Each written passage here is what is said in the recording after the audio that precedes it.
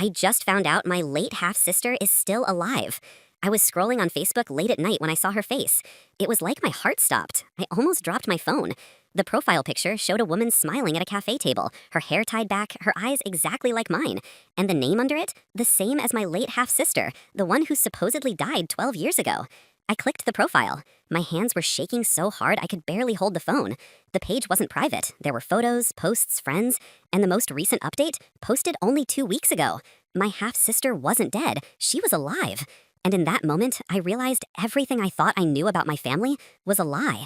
But the worst part? She lived less than an hour away. Okay, let me explain before this sounds insane.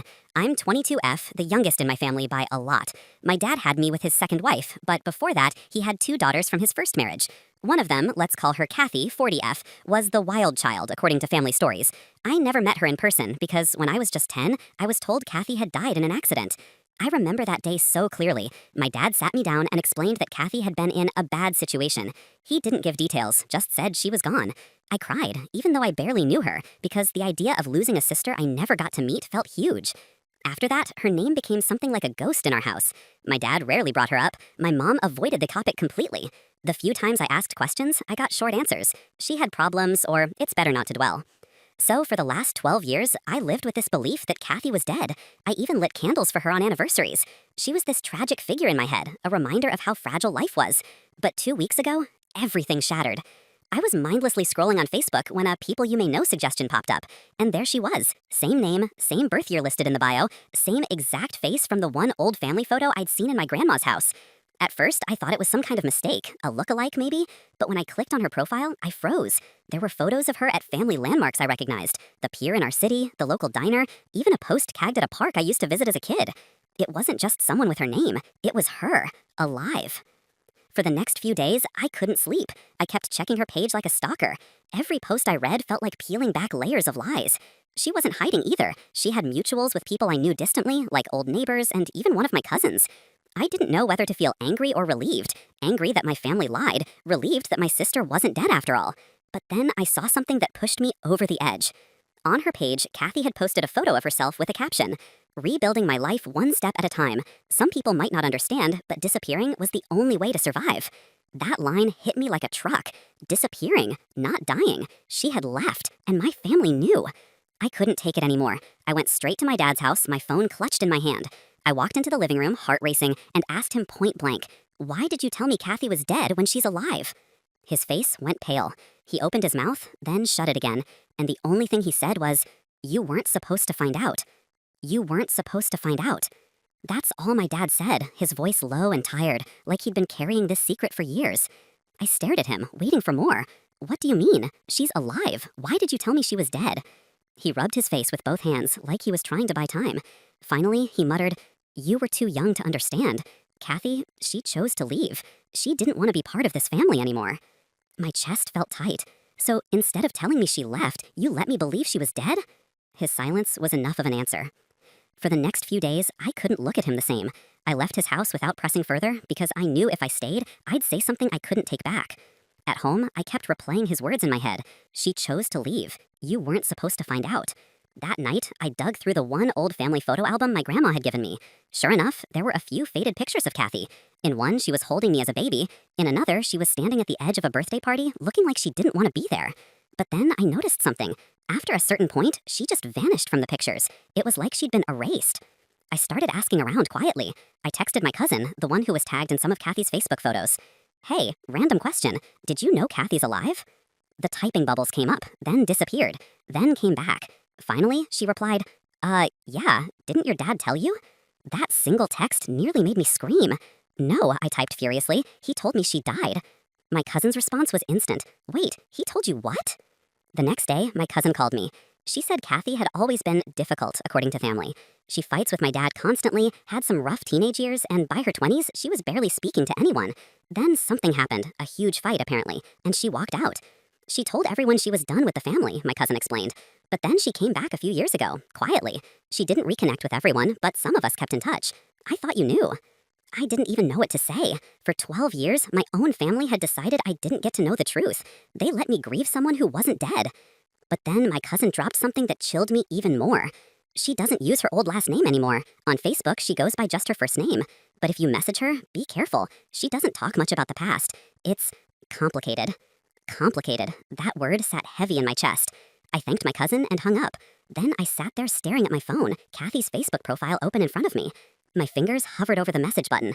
I wanted answers. I wanted to hear from her directly. But before I could send anything, something happened that froze me to my core. A notification popped up at the top of my screen. Kathy sent you a friend request.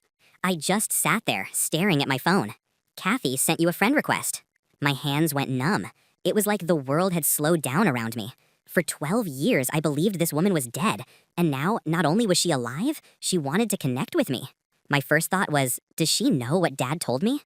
I didn't accept right away. My chest was pounding, and I felt like if I clicked confirm, I'd be opening a door that couldn't be closed again. I put the phone down and paced my room, whispering to myself like a crazy person. She's alive. She's alive. Oh my God, she's alive. Eventually, I sat back down and stared at the screen again. My thumb hovered over the button. Finally, I whispered, screw it, and tapped confirm. Within seconds, I got a message notification. It was from her. Hey, I was wondering when you'd find me. I froze, staring at those words. When you'd find me. Not if, not surprised you found me. She was expecting it. I typed back, my fingers shaky. I thought you were dead. Dad told me you died. The 3 little dots popped up, then disappeared, then popped up again. She was typing, deleting, retyping. After a full minute, her reply came through. I know. He told everyone different stories. I wasn't supposed to exist to you anymore. My mouth went dry. What did she mean by that? I typed back, why? No answer. The dots came and went, but she never hit send. Instead, another message popped up, short and sharp. Can we meet? I couldn't breathe. Meet? After all this? After years of mourning her like she was gone forever? I didn't answer right away. Instead, I called my brother, my dad's other child from his first marriage, who I also barely knew. I figured maybe he'd have answers. When he picked up, I asked, did you know Kathy's alive?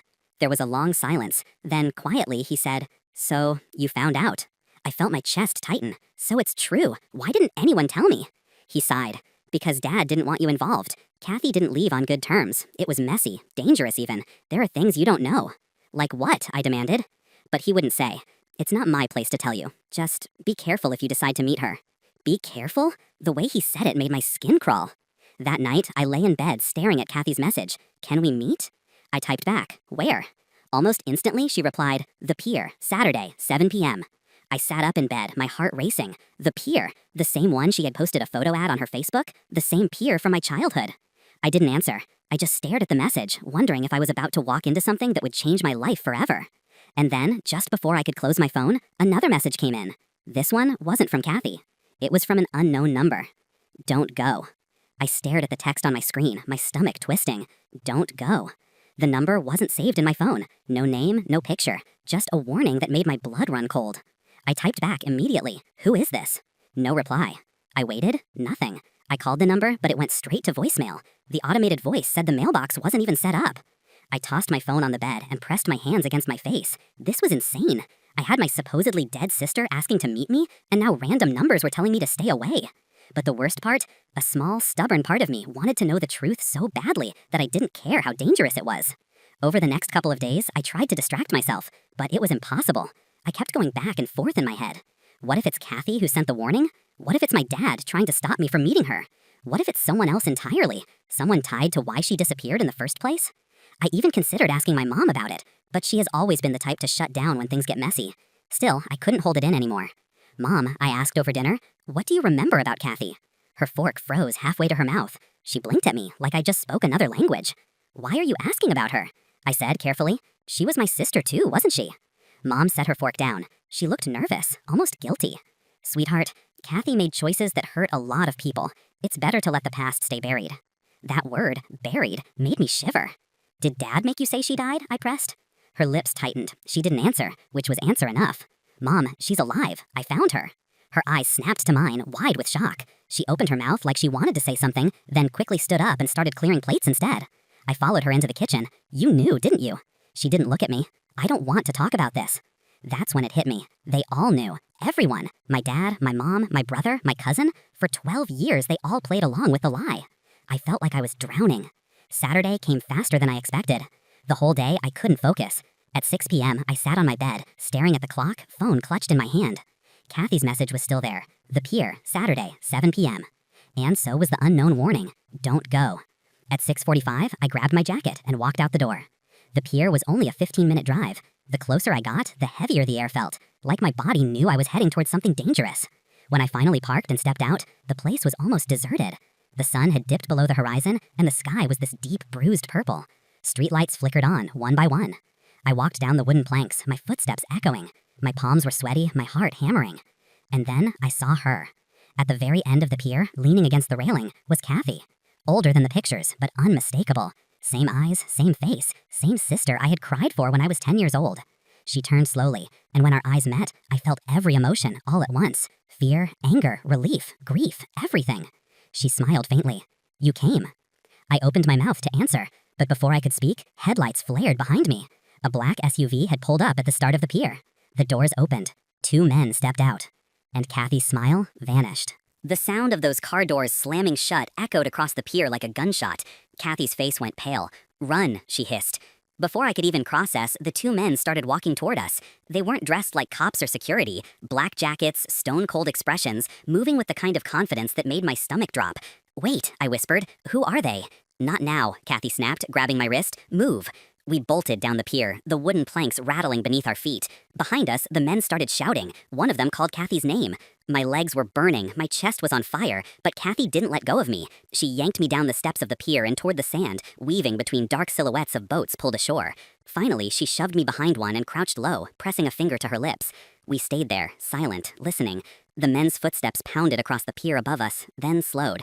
One of them cursed. They're not here, a voice said. Check the lot. The sound of their boots faded. Kathy finally let out a shaky breath. You shouldn't have come, she muttered. My chest was still heaving. You told me to meet you. I didn't think he'd send them. Who? I demanded. She looked at me then, eyes sharp but wet with something like regret. Dad. The word hit me harder than any punch. What do you mean, Dad? I whispered. He told me you were dead. He said you didn't want to be part of the family. Exactly, she cut in, her voice trembling. That was the cover story. But the truth? He wanted me gone. Permanently. My head spun. That doesn't make sense. Why? She swallowed hard. Because I knew things I wasn't supposed to know. Things about him, about his business, about what he was really doing when we were kids. I shook my head. What are you talking about? He's just Dad. He's boring, he works, he watches sports, You really don't know, do you? Kathy whispered.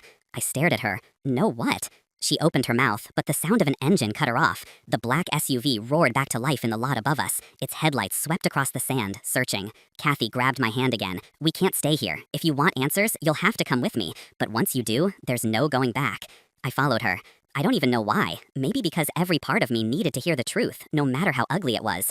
We weaved through back streets until we ended up in this tiny apartment building on the edge of town. She unlocked a door and pulled me inside. Her place was small, cluttered, but lived in. Old books stacked on the floor, photos taped to the walls. She poured me water and finally sat across from me, eyes heavy. You think Dad is just some average guy, she said slowly. But he's not. He hasn't been for a long time. He's into things that you wouldn't believe. Dangerous things. I leaned forward, my throat dry. Like what? She looked me dead in the eye. Like the reason I had to fake my own death 12 years ago. You chose to disappear? It was the only way to survive, she whispered. For a long moment, I just sat there, trying to piece it together.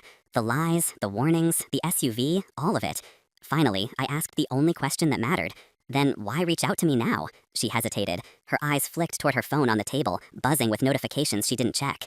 Then she leaned in close, lowering her voice to almost a whisper. Because Dad's not done. He's planning something.